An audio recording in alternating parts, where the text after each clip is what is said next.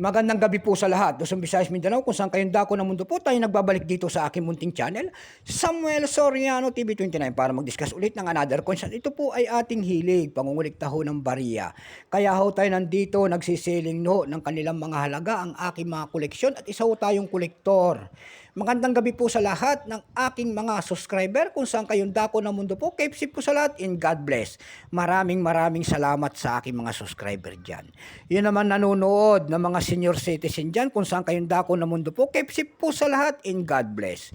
Yun naman pong hindi pa po nakapag-subscribe dito sa aking YouTube channel at gusto nyo ang ganitong mga topic po about coins, aanyayahan ko sana kayo at malaking tulong na po ang inyong gagawin tulad ng pagpindot ng ating subscribe button, like and share para ma-update po kayo sa mga latest ko pang gagawin mga video po. Ayan. Ang pag-usapan po natin ngayon ay 10 centimos na wala ng halaga. Tinatapon na sa kalsada. Ayan. Year 2012. Ayan. Year 1993. And then Catwill, dyan po bumabase ang ating mga kolektor kung anong reverse o die ang isang coins. Bago tayo magsimula sa ating talakay, kilalanin mo muna natin siya syempre po. Issue po, Philippines po.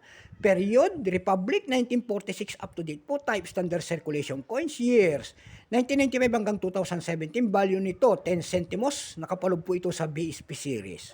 Currency piso, 1967 up to date po. Type, standard circulation coins. Composition po nito ay copper-plated steel, namamagnet po yan. May bigat po itong 2.5 grams. May haba po itong 27 mm. May kapal po naman itong 1.67 mm. Hugis po, siyempre bilog, orientation niya, middle alignment. Number M-1683. Reference number KM-270-1. Ito pong year 2012, dalawa pong variety. May tinatawag sila rito na 2012 200 birth anniversary of Melchora Aquino. Ito po ay 0.4%. Itong hawak natin, ito po ay 2012 6%. Ayan. Wala pa pong mintage kung ilang piraso ang ginawa ng ating Bangko Sentral sa barya na ito. Pero may price na. Yung kanyang verifying 11 pesos lamang. Dako naman tayo sa kanyang price. Ayan.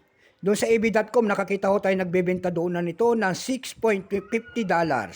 Mayroon din tayo nakita doon na 333 pesos. Dako naman tayo sa kanyang Carousel PH. Ayan. Sa Carousel PH, nakakita na tayo nagbebenta doon ng 100 pesos.